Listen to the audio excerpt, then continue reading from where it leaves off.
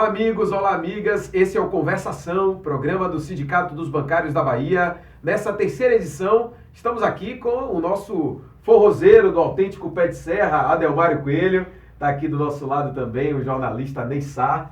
E nós vamos bater um papo aqui com o Adelmário, conversar com esse que é um dos principais forrozeiros do Brasil, um dos principais artistas do Brasil, que da Bahia para o mundo tem levado a marca do forró e da tradição nordestina.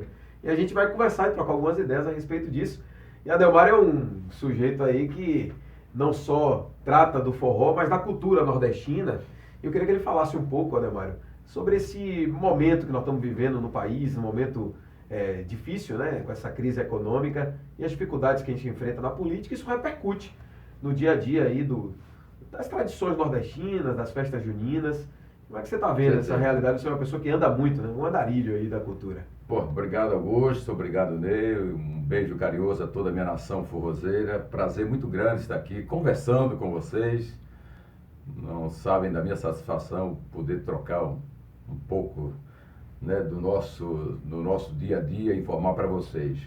Mas o que você coloca aí, rapaz, é uma realidade. Eu acho que hoje nós estamos aí numa situação, acho que complicadíssima. Eu acho que, falando da cultura em si, ela é afetada, como todos os segmentos da economia, né? É afetada em cheio mesmo, né? Eu acho que eu tenho 22 anos de carreira e fora a seca, né, que nós passamos aqui no Nordeste há uns 3 anos, 4 anos atrás, nós estamos vivendo um momento pior, né? Um momento pior agora, evidentemente, em função do que acontece no país. E quando você vê agora, inclusive, né, nesse novo formato aí, novo governo e tal, você inclusive vê a cultura sendo, de uma certa forma, pelo menos no primeiro passo, se não fosse a reação dos brasileiros, né, ela ser desprestigiada, eu acho que está faltando foco verdadeiro naquilo que é mais do que essencial para o ser humano, para as gerações que virão, para quem, né, para quem escreveu a história. Falar da cultura, valorizar a cultura. Então, acho que nós temos que reagir mesmo nesse aspecto e passar para essas pessoas a importância que tem, né, a cultura para uma história de um país. Sim. Né? No segmento, Augusto, das festividades juninas, ela evidentemente que sentiram o impacto, estão sentindo o impacto, os artistas todos estão sentindo isso, porque evidentemente que o cronograma das festas foi reduzido e evidentemente que você perde muito com isso. O forró, a cultura popular nordestina tem uma força econômica muito grande mesmo, gera-se oportunidades para muita gente. Se está o caso da Bahia, que a pesquisa que temos aqui é uma pesquisa oficial, viu, gente, do governo do estado, Baiatussa, governo do estado, né, que a economia que é gerada no forró, ela só perde para o Natal. Quer dizer, veja quantas oportunidades, evidentemente, essa cultura não proporciona para as pessoas. Ô, Adelmário, do ponto de vista da circulação, da circulação econômica... Né? Circulação econômica, entendeu? Porque é gerado, você compra roupa nova, sim, não é, para ir para festa. A tradição do São João A tradição na Bahia, do São João. Aí tem esse impacto também, não só na questão da música e tal, mas também na questão do consumo de modo geral. Claro. Fábrica de licor. Claro, fábrica de licor, a pamonha, o milho e tudo isso aí. Quer dizer, você tem aí 417 municípios que festejam.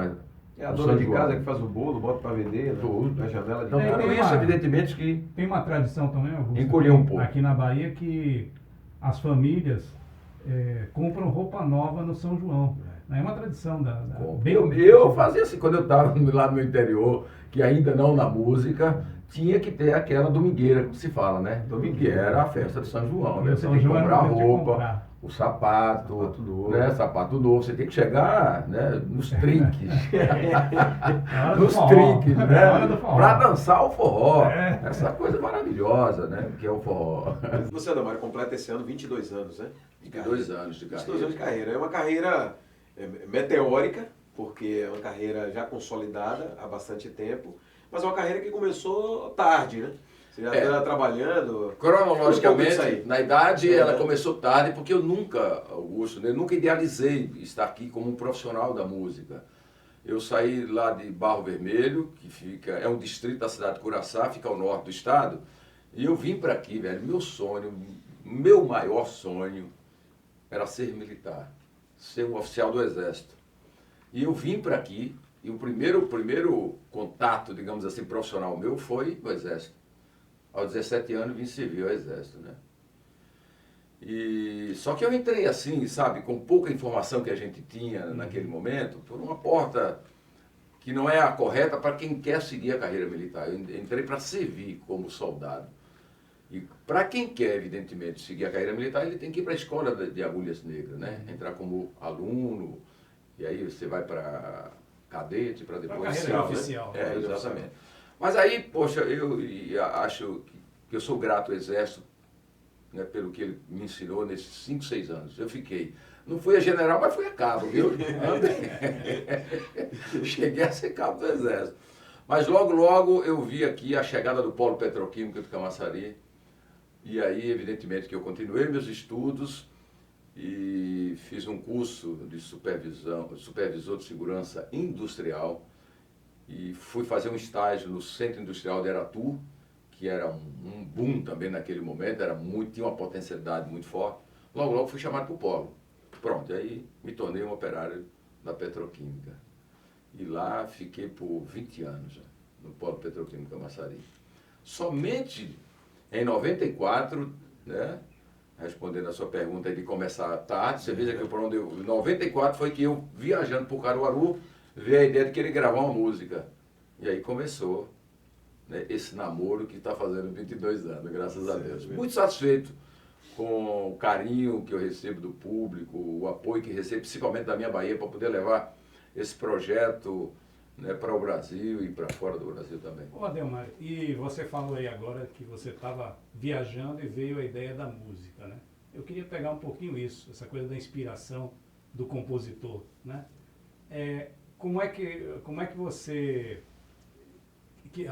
atribui essa influência de você estar num determinado local e de repente ter essa inspiração dentro do forró, dentro da sua, que está conectado com a sua origem, com a sua história, né? Isso, como é que foi isso? Como é que eu queria que você falasse um pouco? A sua pergunta é interessante, mas veja bem, o meu gosto, digamos assim, você diz, qual é a sua preferência musical, tal? Essa daí, velho, desde criancinha lá, eu acho que eu já admirava o forró. Uhum. Eu já nasci, eu via Luiz Gonzaga. Já estava na veia. Já estava na veia, como se diz. O trio nordestino, Genival Lacerda, Dominguinhos, Marinês, essa galera toda que era, na época, evidentemente, digamos assim, quem estava abrindo essas estradas para a gente hoje. E aí, minha referência musical sempre foi o trio nordestino, Três Baianas, Lindu, Cobrinha e Coroné. Então, desde criança eu tenho essa admiração, esse gosto pelo forró. Mas eu, como menino do interior, não idealizava estar realmente como um profissional da música. Entendo. Porque, digamos assim, o meu olhar era pelo Exército, velho. Um namoro doido. Eu me via assim dentro do Exército. Você tinha uma aspiração. Muito, né? muito forte. E nada de música. Então eu vim para aqui 17, servi o Exército e fiquei, em 94, quer dizer, 22 anos atrás, foi que eu comecei a entender essa atividade musical. Quando eu cheguei aqui, não tinha nada de música de forró. Porque a Bahia não, Salvador mudou muito em relação a essa cultura. Eu não sei se você lembra, com certeza, você também deve lembrar que tinha no bairro de Itapuã um restaurante que chamava-se Uauá. E é lá que tinha um forró muito legal, e eu ia matar saudades lá. E comecei a fazer várias amizades dentro do segmento, né? Aí começou essa coisa. E até dava algumas canjas lá no restaurante Uauá.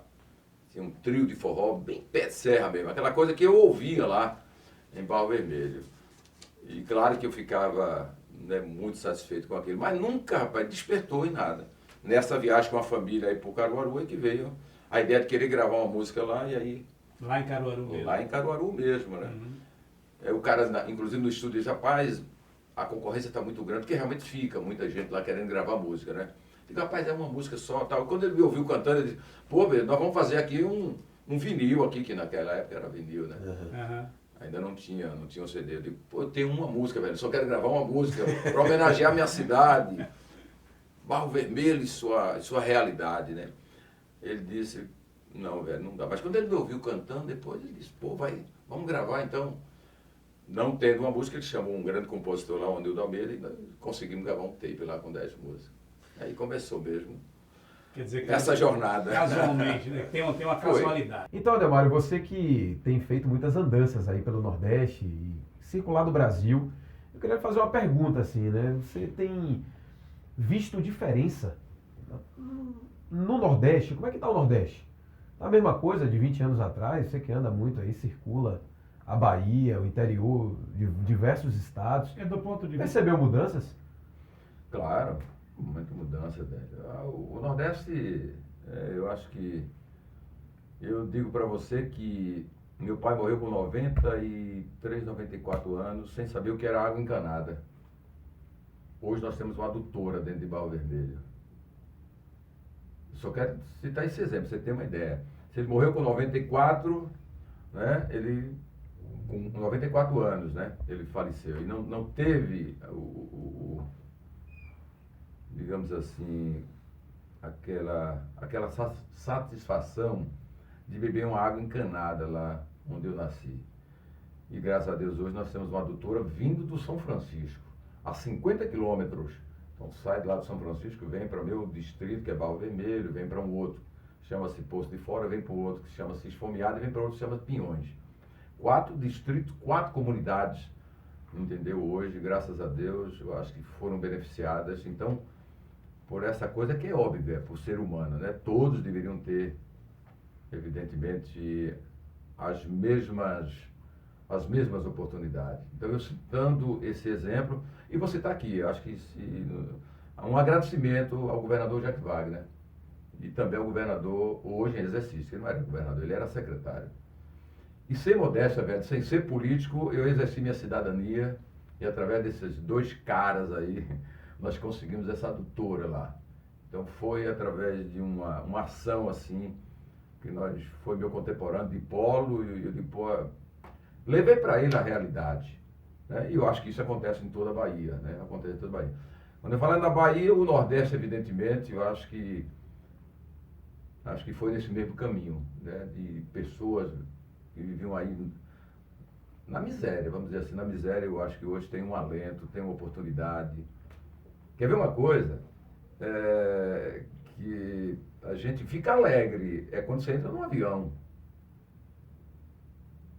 Pô, velho, para você comprar uma passagem de avião antigamente, diga aí como é que você fazia 1001 planos, né? Isso é uma realidade, não estou fazendo não tem nada disso aqui.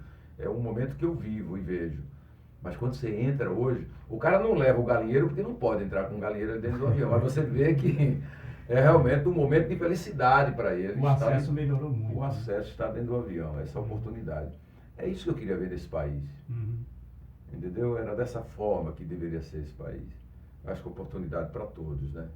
Você Isso é bom falou, pra você caramba. falou aí agora de uma coisa interessante, quer dizer, você enquanto cidadão, né, e acompanhando a realidade da sua região, da sua cidade, você pôde em determinado momento atuar no sentido de melhorar, no sentido de modificar uma realidade que você conhece, né?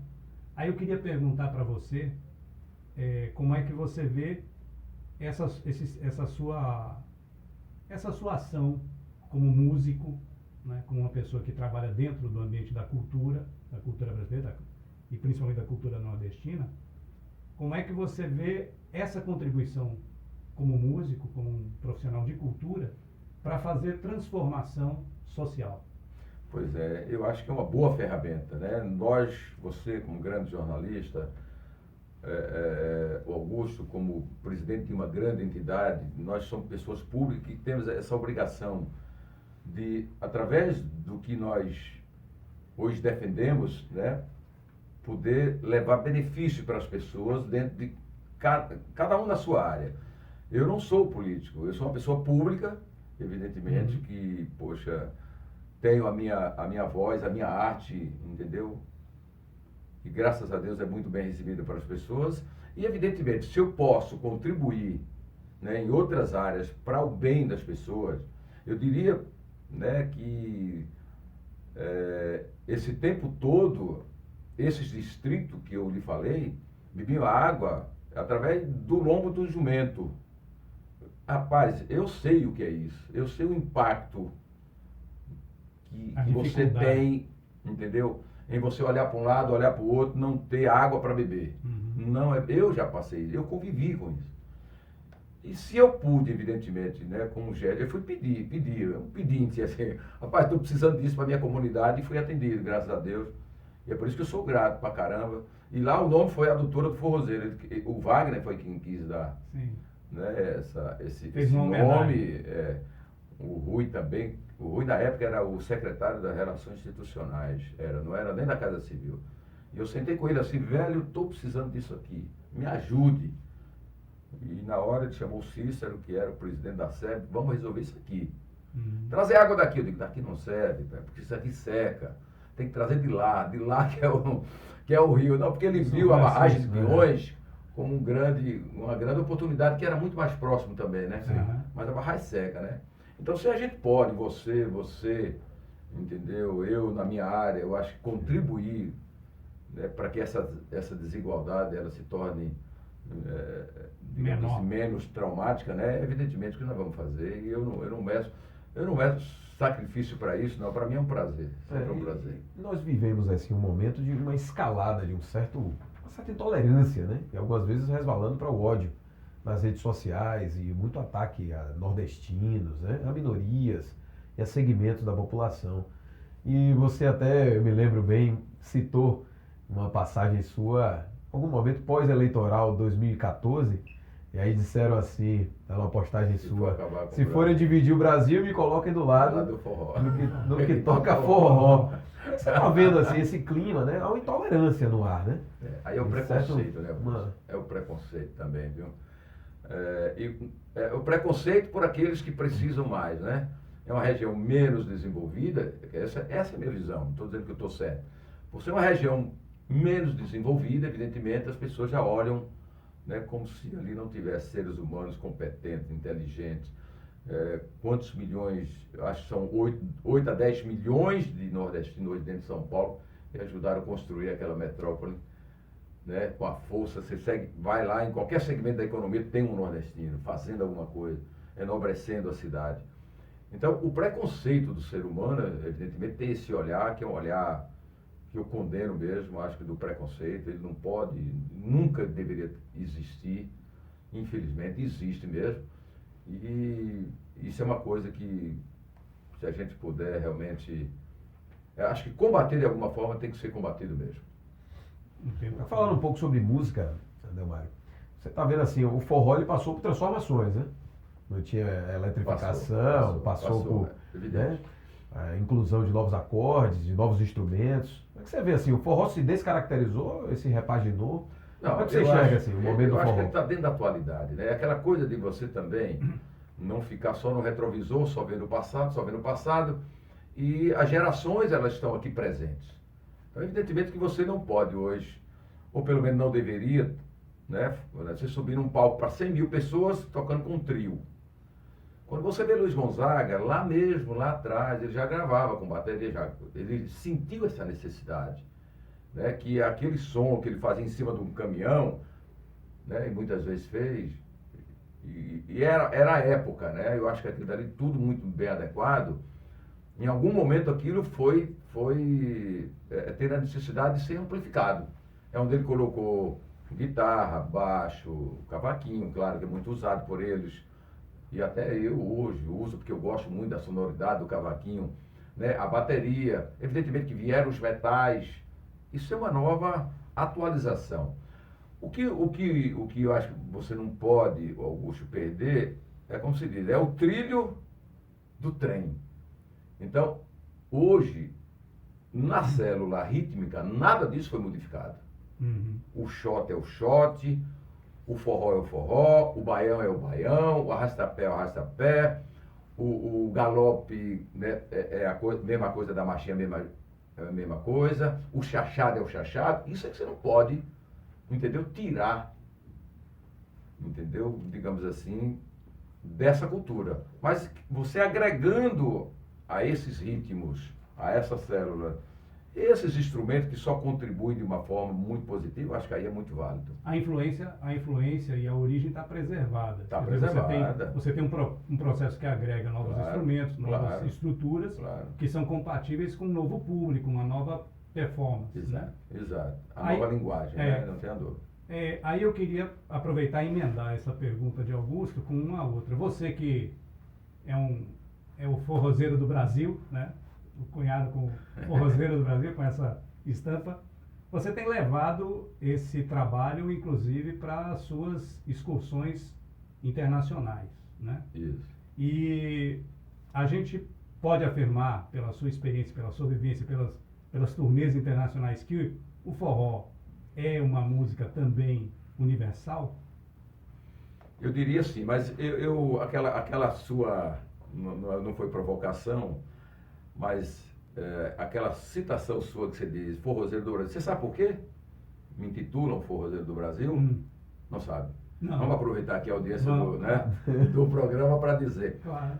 Quando eu comecei a cantando, o primeiro CD foi intitulado Não Fale Mal do Meu País. Sim. No Brasil temos de tudo. Vamos dar a mão. 500 anos de Brasil. Comecei a falar desse país, velho, como poucos. E aí as pessoas, depois, esse cara é do Brasil. Comecei a receber centenas e centenas de músicas falando do tema do Brasil. Temas sociais, né? Como foi Não Fale Mal do Meu País, que é uma música que me deu os primeiros passos. Então isso aí veio também, né? o forrozeiro do Brasil, que eu gosto pra caramba, gosto mesmo, né? Não tem título aqui de ser superior, que eu não gosto, detesto isso, mas o forrozeiro do Brasil, do meu país. É por isso que se intitula o forrozeiro do Brasil. Mas eu diria para você sim, o Luiz Gonzaga fez várias incursões, né, também fora do país. Eu tenho que cuidar primeiro da minha casa. Eu acho que é aqui que você tem que valorizar muito essa nossa cultura, né, potencializar ela. Mas ela indo para fora também, eu acho que é uma coisa muito legal. O Dominguinhos, infelizmente, que seria o máximo da nossa representação também, só foi uma vez, porque não andava de avião, né? Detestava avião. E aí, evidentemente, que ficava aqui restrito ao Brasil, mas tinha uma contribuição universal, sem dúvida, também para dar a essa cultura. E como é que você enxerga, Ademar? Tem propostas aí, né, tramitando na Assembleia Legislativa e também proposições que circulam de fortalecimento do forró na Bahia, né, de valorização da cultura feita pelos baianos. E políticas de incentivo, como por exemplo a reserva de orçamento e de investimentos públicos para forrozeiros locais. Como é que você enxerga isso? Que implica numa certa reserva de mercado. Nossa, né? Eu diria o seguinte, velho, é importante que o gestor se preocupe e que não haja necessidade, por exemplo, de você ter leis que obriguem o cara a fazer. Eu gostaria de ver um outro lado. O outro lado da espontaneidade. É o seguinte, pô, somos forrozeiros da terra.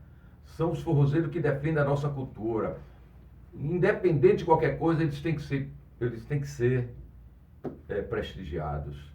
Nós tivemos um encontro agora muito legal no Ministério do Turismo, onde nós fomos levar nacionalmente, coletivamente, uma palavra sobre a nossa cultura, né? Sobre o valor que ela tem. Né? E o olhar, evidentemente, ainda foi do governo Dilma, e com certeza a Dilma deve ter visto isso. Olha, através do forró, evidentemente, nós temos aqui também uma contribuição muito boa para a economia. E o ministro, naquela época, entendeu isso. E nós fomos, forrozeiro de todo o Brasil, uma reunião muito legal. E olha o que é que foi definido lá naquela reunião de ministro, palavra de ministro. O forró vai ter um palco nas Olimpíadas, muito legal, e injetar um valor significativo, né, para as festividades nordestinas. Todo evento que tiver fora do país tem que ter a representatividade cultural do forró. E uma coisa que nós estamos aí, evidentemente, pedir sua ajuda. Nacionalizar as festividades juninas. O que é que isso significa? Que o Nordeste já tem realmente uma força muito grande. Mas se São Paulo fizer, se Minas fizer, se Manaus fizer as festividades nordestinas, não está muito mais amplificada ela? e a geração de oportunidade é bem mais volumosa, eu acho que é uma oportunidade muito boa de nós levarmos essa luta à frente. Vamos nessa. Vamos Seguir nessa, em frente né? nessa. Vamos nessa, viu? Esse é o Adelmário Coelho, o forrozeiro do Brasil. A gente agradece sua audiência. Compartilhe nas redes sociais o programa Conversação. Fiquem ligados na página do Sindicato dos Bancários, bancariosbahia.org.br. Tem muito mais. Muito obrigado, Adelmário. Obrigado, Valeu Augusto. pela Obrigado, participação obrigado aí. aqui. Obrigado pela conversa. Obrigado, ótimo.